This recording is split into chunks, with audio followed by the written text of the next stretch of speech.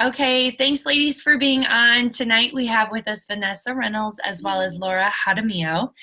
And I asked the two of them to be on a call with me because they both integrate their essential oils and their love for them into what they do, their passion at work, and caring for other people. So I'm going to tell you a little bit about each one of them so you know. So Laura Jaramillo is a licensed clinical professional counselor who specializes in eating disorders and personality disorders.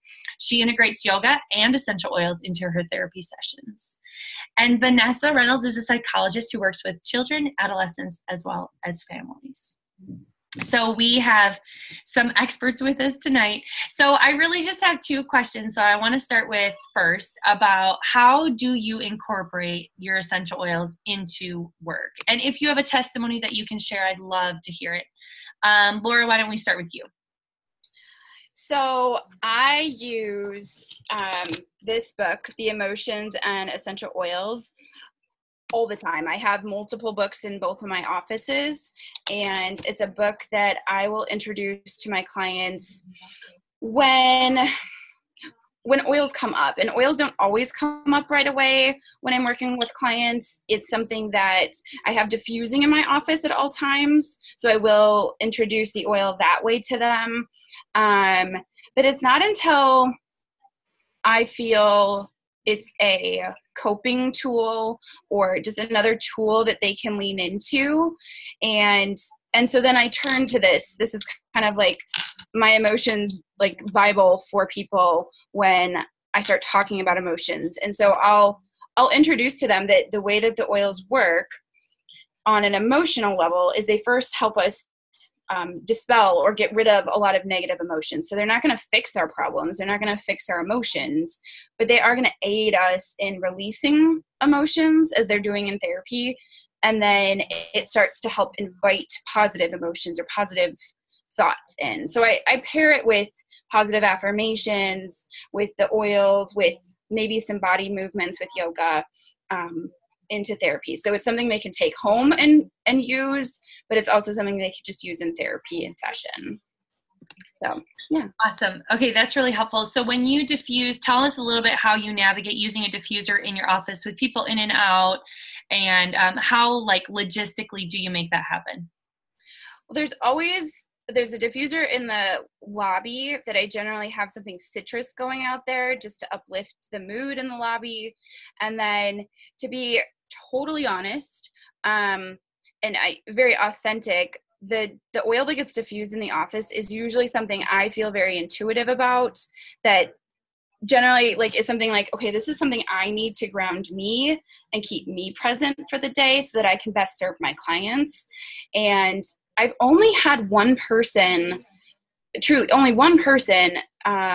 me they didn't want the oils going. And now she's a little bit more open to it. So diffusing is more just changing the mood of the room, and so that it adds to the space of the room, and I want them to feel safe. And I feel that helps create safety with that smell. Although I also had someone else tell me it wasn't, it was a little, the scent was a little bit triggering, but I've only had one person say that, and it reminded her of something from her trauma in the past. But it was still an opportunity to talk about her trauma that wouldn't have opened, that door wouldn't have opened had that smell not been there. So I always think there's an opportunity to learn if oils they can be triggering for some people. And thank goodness they have a safe space with you to kind of work through that. Do you have any favorites that you diffuse in the room, or is it kind of that, I like that you use it a little bit for you too. Yeah, I'll use peppermint quite often. It's a very uplifting oil. I recommend it for people that struggle with depressive feelings or depressive thoughts. So I'll diffuse that. Right now I have rosemary diffusing. It's grounding. I like things that are grounding, or balance is one blend that I love diffusing in the office. And I think they change over seasons too, what the season is. So that changes it. Yeah, I mean, everybody, please tell me you have Holiday Peace going right now, right this instant. I don't. I need to get it in here. Yes, yes. No, I love that. Okay, perfect. Thank you for sharing, Vanessa. I'm going to bounce it over to you a little bit about how you use oils while you're at work. Yeah, absolutely. So I work with mostly kids and adolescents and families. I do a lot of stuff with trauma also, but I do a lot with like behavioral disability and autism. And so my use of oils really varies heavily from day to day. So when I have a lot more kiddos and families with on the autism spectrum, if there's a lot of sensory need, I really decrease that because they are really sensitive sometimes. But I tend to, talk with them and have that discussion. And then move forward, decide how much I'm going to incorporate them. But I would say I do a lot of mindfulness and yoga-based stuff also.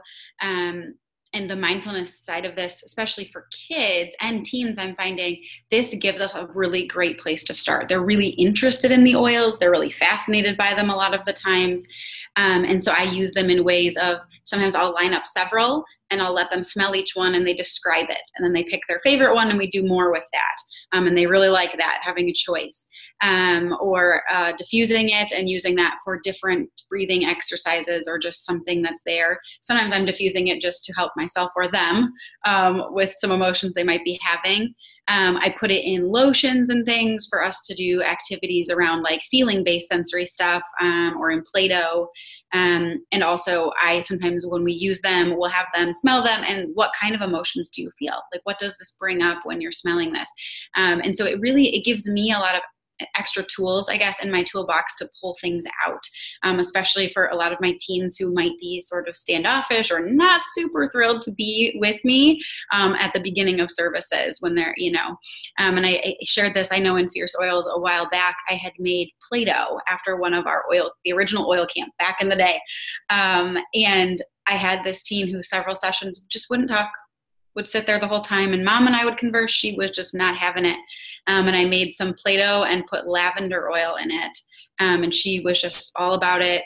And she didn't say anything that time. The next time she came back and she said, "Do you have that Play-Doh?" "I do." And she was really, she started talking and it was just something for her to focus on. And she loved it. And we still, to this day, I make a new batch every few weeks and I make sure I always have that in my office because it has been a go-to for her since that day. And it's been huge for her.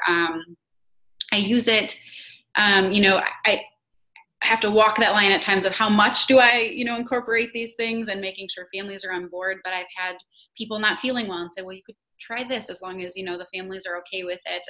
Sometimes I'll make tea and put some lemon oil in it for them if they're not feeling well, different things like that. And I like the nature of my work allows me to do that. And it's really helpful for me. And I also love being able to use this as a tool for families. And so talking with them about how can you incorporate this at home? How can you, include lavender in a bedtime routine when we're really focusing on that? How can you use some of these to support their mood and their behaviors when you're going through something difficult at home? And I just think it's really given me a lot of extra things to use and add to the skills I already had. And I really love that. And again, educating families too has been really fun with it because a lot of them like having a more natural option to incorporate at home. So I really like that. Oh my God, that is amazing to hear all those ways that you're incorporating that.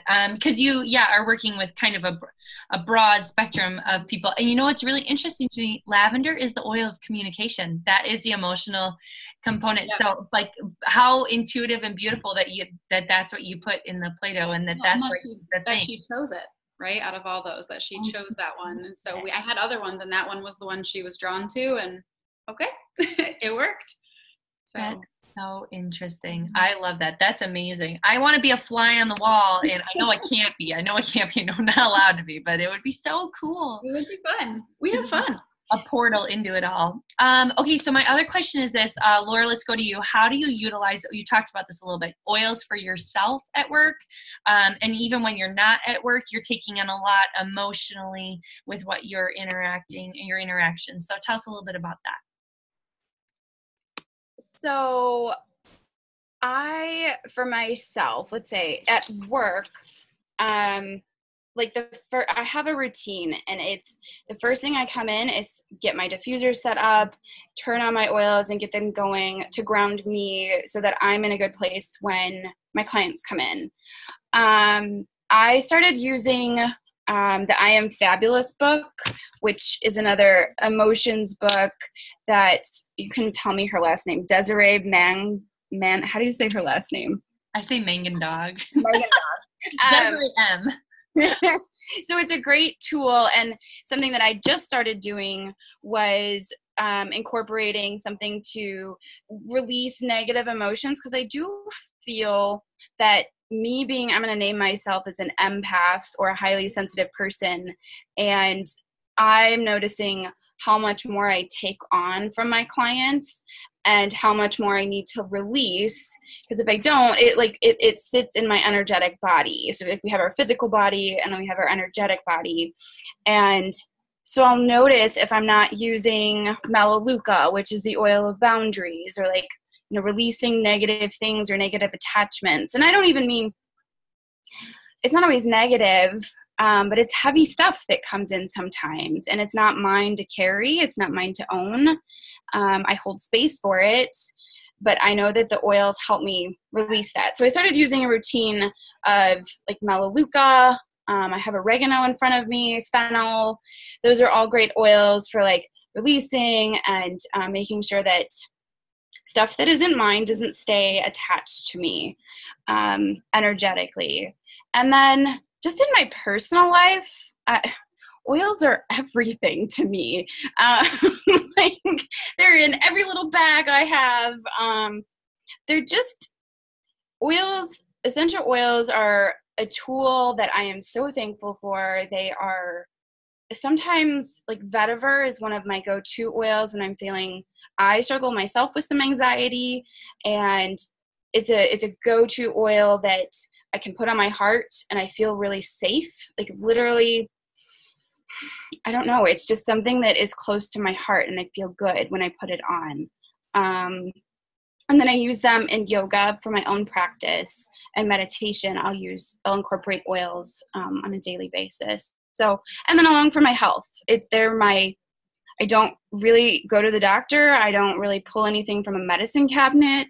The oils are my medicine, and have become my supplement. So, yeah. They're keeping you going. Amazing. Yeah, they are. They really do. Lemon in my water, wild orange. They keep me going for sure.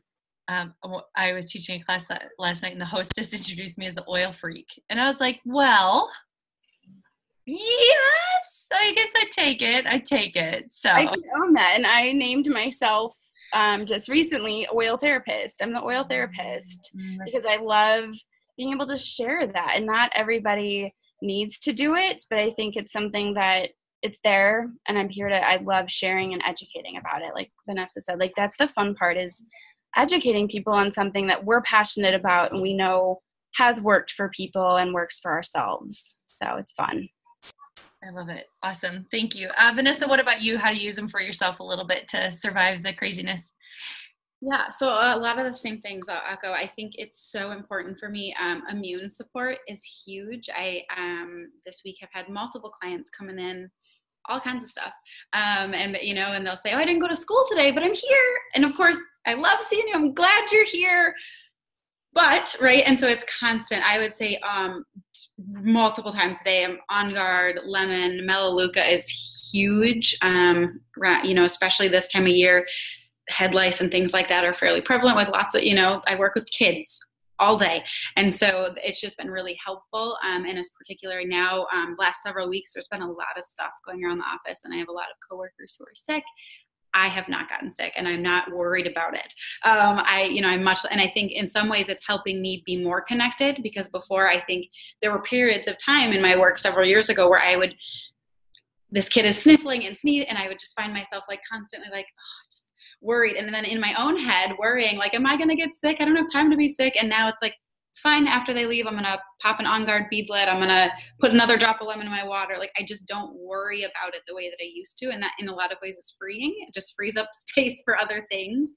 I use a lot of times things for my own emotional support. Like you were talking about creating that space. Sometimes that space gets really heavy. And so being able to clear that up, I know for sure, this was several weeks ago too, I had texted Amy and said, or messaged you, and I was like, I'm just feeling so much anxiety lately. But through one of the Testimonial Tuesdays, I read about the cedarwood, and I hadn't used that previously for anxiety. And it was amazing. I was at work and it just was so helpful. And so that has been a go-to now. Magnolia lately has been like a huge one for me. Sometimes I think I just like to smell it. Don't even know if it's helping me, but I love it. And lime and things like that, anything to kind of uplift and just kind of help me get through the day. I use it for cleaning my office now, which has been really nice because I'm wiping down things. So instead of feeling like I need to use chemicals to clean all these things in my office for these kiddos, I'm using more healthy alternatives and feel good about them. And then Purify, I would say, is another one. Right, sometimes there's got a lot of teens in my office, and if we're doing movement and things, they're, we all know what middle schoolers are like. And so sometimes Purify or other things are just really helpful, and I find them so much more beneficial and cleansing than trying to like cover that up with like a room spray or put more air freshener in the room. It just doesn't work, versus these being able to just clear the room and make it more friendly for the next person coming in. And I would say I'm dubbed the oil hippie therapist. That is my title at work. And I own it. I'm okay with it. Because I also have coworkers now who are slowly like, what is that you were using that day? I have one friend who, would tease me about it at work. And I had made a roller bottle that I call the Lady Blend that was good for menstrual stuff. And she's like, I don't understand that. She used it one time one day she came to me and used it. And then at the end of the day, she's like, I don't know what was in that. I know I make fun of you. I need one. I need whatever that was because I felt so good today. And so I was like, all right, so I will take that title because it's helping me continue to spread this for other people and helping them feel better. And I know they work for me, so I know that they can work for other people, and that is exciting. So I will own the name. The oil therapist, the oil freak, and the oil hippie therapist. I think it's a good combination. We each have our own little title. Oh my goodness. Well, I really appreciate you guys sharing. I feel like I am inspired by what you guys do and the way that you work. I love that you are both very much working in your areas of passion and your areas of gifting. And I think that's really evident even when you're just sharing about what you do and how you incorporate oils and all of those things. So I know a lot of people will be helped by this. I even feel like I learned some things from the things that you shared. So thank you for taking that time, for sharing your expertise, for caring for people so well and so tenderly for the whole person and looking at the big picture. So yeah, I appreciate it. So thanks for taking the time. Thanks. Thank you for having us.